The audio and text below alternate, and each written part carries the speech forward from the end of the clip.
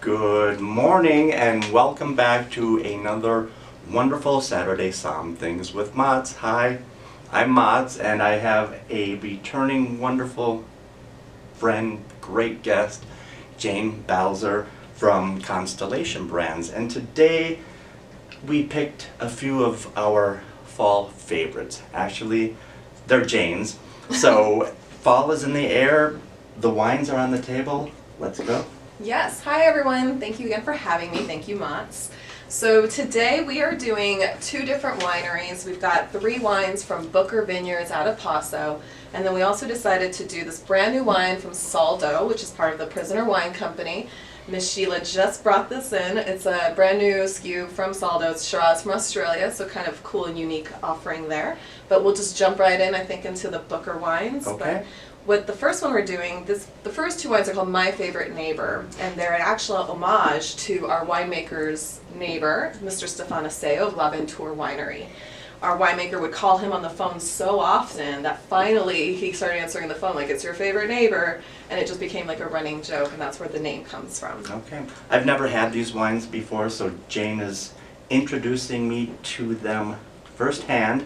Yes. And we're starting with the Chardonnay. With the Chardonnay, yeah. So this is actually the My Favorite Neighbor Blanc. It's hard to see, but you can see the MFN on there.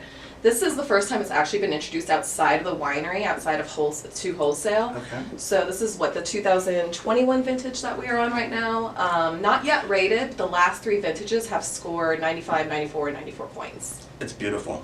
Beautiful. It's very austere, but you're still getting buttercreams and honeysuckle, a little bit of Meyer lemon with butterscotch, but it's not cloying. No. It's crisp and layered. Yeah. I love that. Our winemaker is very, very obsessed with making wines that are not overly ripe and not over extracted. He likes things to be a little bit more elegant, especially in Paso. Things can go really ripe. Absolutely, because of the weather. Exactly. So with him, he's a farmer first. He'll actually correct me when I call him a winemaker. He's like, Jane, farmer. Sorry. So really with him, it starts with the grapes, and that's why he really wants those to shine through. And by the way, his name is Eric Jensen. Eric Jensen, yes. And he's just an amazing person because he has such talent and knowledge.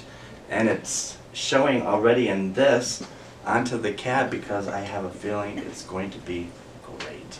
Yeah, so the My Favorite Neighbor cab, as I mentioned about the calling your neighbor, so that's what these little tin can phone is. And this one actually has made for any realtors out there, or even just your friends. If you like your neighbors, this makes a great gift for your neighbor. Sure. And then we've actually had realtors buy this bottle as like welcoming gifts for when they've closed on a home. Okay. So a lot of application there. But this one's 88% Cabernet. Okay, I love the nose.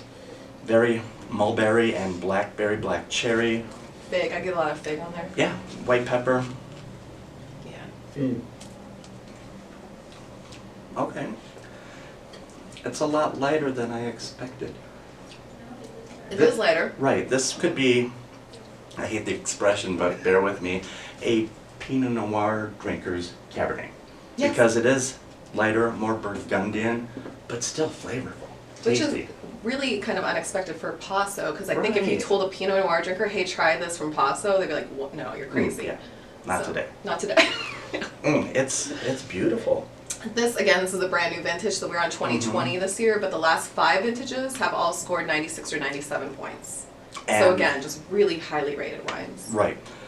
And if our viewers collectively remember, Paso is 4 hours south of Napa Valley. It's what Napa Valley and Sonoma used to be 20 years ago. It's my absolute favorite region because it is so warm and hot, and they're producing such amazing wines, and this is no exception. I like it. I know, because right now Paso's a very hot, literally and figuratively hot region, so you've got great producers coming out of there, Dow, Justin, and all that. Sure. And so a lot of times when people are talking Paso, I'm like, do you know Booker? And they're like, I don't. I'm like, well, check it out, because I think it's worth a check out. Absolutely, that's what I'm doing today, checking it out.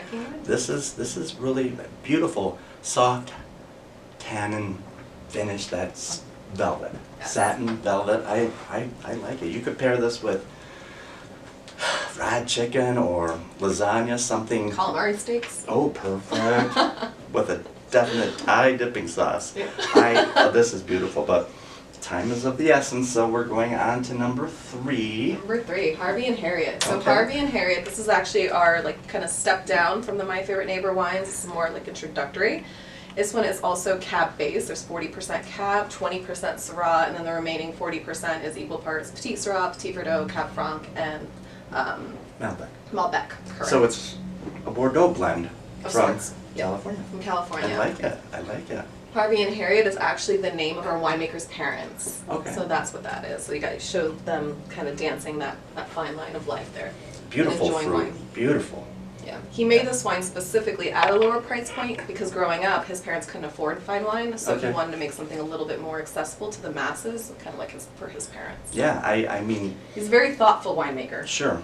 The boysenberry and the coffee roasted macadamia nuts are just showing through beautifully. It's a good wine, especially for the price. When Miss Sheila puts them on sale, you guys have got to come on down. I've been impressed. 3 out of 3. Well, your descriptors are amazing, Maz. You could literally sell, ice to an Eskimo. This is true. This is true. So, I like this. It's beautiful. You just have to have a good palate, a good nose, and a good wine. Yeah, and just be able to appreciate, Right. really It nice all wine.